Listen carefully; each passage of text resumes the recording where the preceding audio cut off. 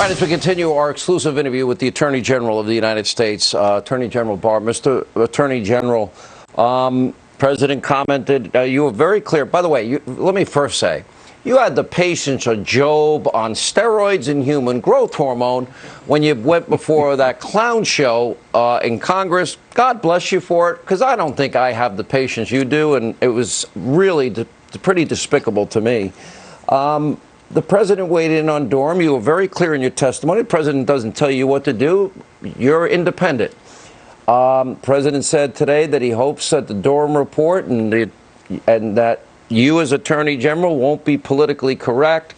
I hope that too. Mr. Attorney General, I spent 3 years unpeeling the layers of an onion in terms of premeditated fraud on a FISA court. You have deleted subpoenaed emails. You have knowledge. We know that they were warned in August of 2016 not to trust that dossier, which was the bulk of information for the FISA warrants. The subsource in January 2017 confirms none of that was true, and it was Barr talk. I guess justice, the wheels of justice turn slowly. I feel impatience over it. Can you give us any update? Yes, Sean. Well, first, as to the political correctness, if I was worried about being politically correct, I wouldn't have joined this administration. That's actually a good line, too. Okay. Yeah, well, as I made clear, I'm going to call them as I see them, and that's why I came in. I think I'm in a position to do that.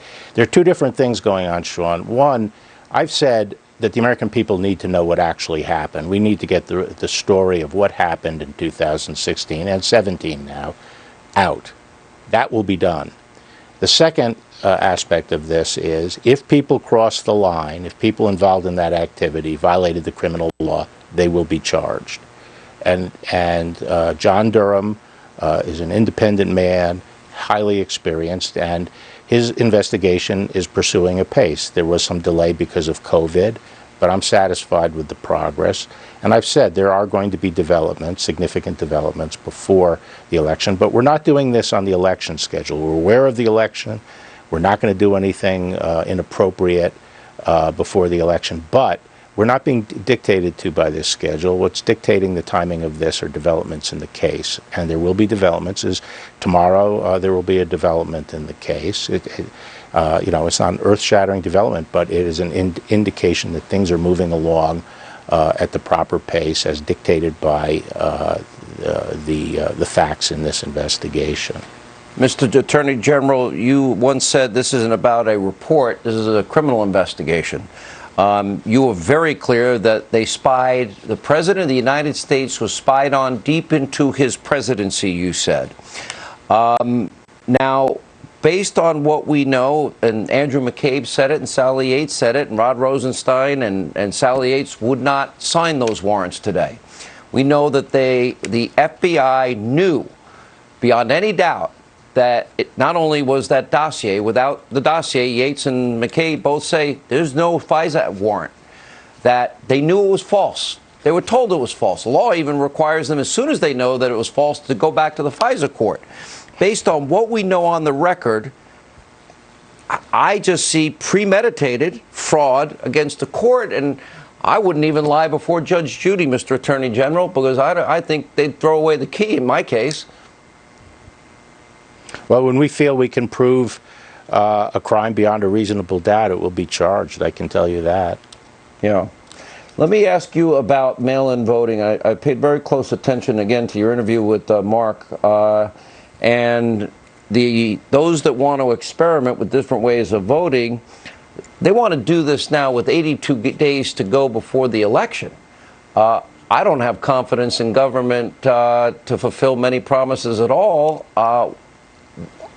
Doesn't it lend itself to great opportunity for fraud? Yes, I think it is grossly irresponsible to be doing what the Democratic Party is doing now. We've had very close races in recent history. The country is divided. If anything, we should be assuring the integrity of our elections so that government going forward will be legitimate and will be accepted as legitimate. The idea of conducting elections by wholesale mail-in ballots is reckless and wrong. Everyone knows what has happened in these cases. We're not talking about voters going, requesting a ballot specifically, saying who they are, proving who they are, and then submitting a ballot by mail. We're talking about mail-outs to everyone on the voting list, and every experience with that has had thousands and thousands of ballots floating around, not just the state but the country. I have friends who haven't lived in California in 21 years who receive ballots. There are ballots left in boxes in apartment buildings.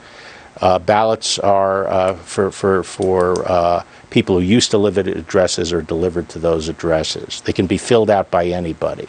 This is reckless, and it could create serious questions about the integrity of the election. And to do this when there are a closely divided country as we are is playing with fire, in my view.